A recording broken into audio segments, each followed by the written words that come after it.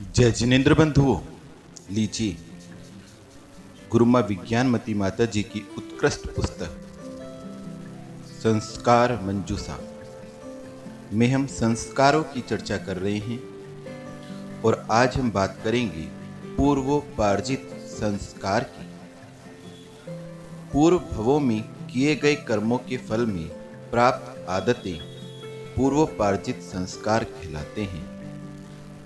पूर्व भवों में किए गए बैर और प्रेम के कारण वर्तमान में उत्पन्न बैर एवं प्रेम के संस्कार अर्थात सहज रूप से जो बैर तथा प्रेम उत्पन्न होता है वह पूर्वोपार्जित संस्कार है। सहज रूप से किसी व्यक्ति, धर्म या कार्य विशेष में रुचि होना पूर्वोपार्जित संस्कार है, जिसको बोलचाल की भाषा में ईश्वरीय देन के नाम से कहा जाता है, वह पूर्वोपार्जित संस्कार है। पूर्व भव में स्वयं द्वारा किए गए अच्छे बुरे कार्यों के कारण उत्पन्न आत्मा के संस्कार जो कर्मबंध के रूप में जीव के साथ स्थित रहते हैं, उनका प्रभाव असंख्यात वर्षों तक रहता है, अपना अच्छा बुरा फल दे सकते हैं। उन संस्कारों के कारण बाह्य में किन्हीं विशेष निमित्त कारणों के नहीं मिलने पर भी सहज रूप से अच्छे बुरे कार्यों में प्रवृत्ति हो जाती है।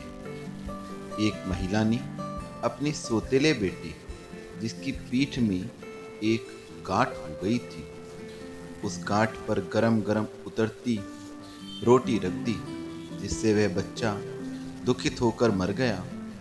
उस बेटे के मन में सौतेली माँ के प्रति बैर के संस्कार द्वेष के रूप में उसकी आत्मा से संबंध हो गए। वह बच्चा मरकर 90 लाख वर्ष के बाद सेठ हुआ। वह माँ मरकर उसका जमाई बनी और पूर्व संस्कार के कारण ससुर ने जमाई को सिर पर सिगड़ी जलाकर मार दिया। कंस के माता पिता ने कंस के साथ कोई दुर्व्यवहार नहीं किया और न कोई अपराध किया था, फिर भी उसने उनको नगर के मुख्य द्वार पर पिंजरे में बंद करके अपमानित किया, तिरस्कृत किया था। कुणिक ने बिना किसी कारण के अपने पिता श्रेणिक राजा को सांकलों से बंधवाकर कारागृह में डलवा दिया था, बर्फ की शिलाओं पर रखवा दिया था। कनकमाला, जिसने प्रद्युम्न का जन्म के प्रथम दिन से ही पालन पोषण किया था, वहीं उसकी 16 वर्ष की किशोर अवस्था देखकर वासनाग्रस्त हो गई।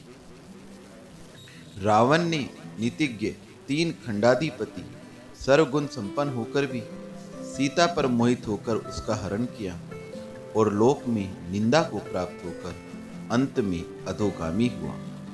यह सब पूर्व में किए गए बैर और स्नेह का ही दुष्परिणाम था।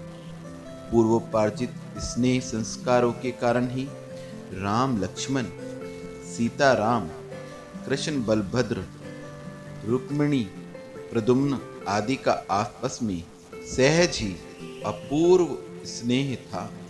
इसी प्रकार लक्ष्मण का रावण से, कमठ का पार्शनाथ से, कंस का कृष्ण से, कौरव का पांडव से सहज बैर द्वेष परिणाम था।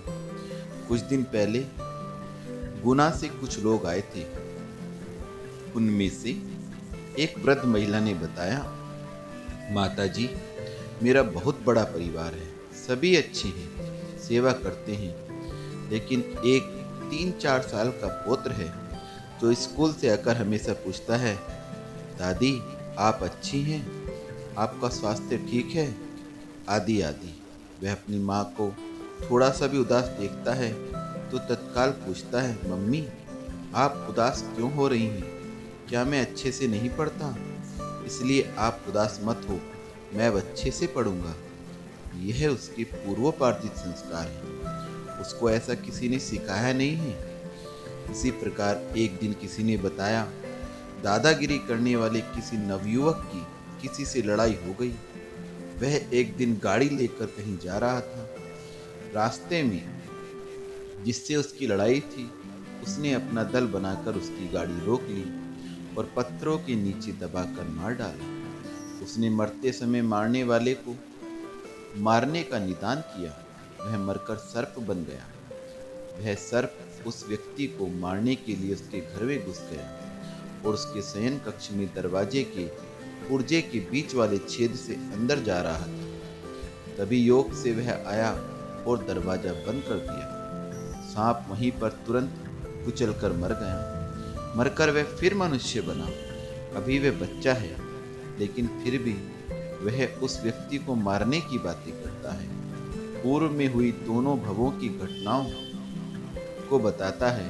ये हैं पूर्व पार्थिव संस्कारों का फल। अतः आत्मोत्थान के लिए किसी से विशेष प्रेम करना चाहिए और न ही किसी से द्वेष, क्योंकि दोनों ही जीवन में अशांति उत्पन्न करने वाले हैं। आज हमने पूर्व पार्थिव संस्कार की ये बात की। यह वाचन अभी और बड़ा है। पूर्व पार्थिव संस्कार की बात हम कल फिर करेंगे। आज के लिए इतना ही। वंदामि गुरु माँ, वंदामि गुरु माँ, वंदामि गुरु माँ।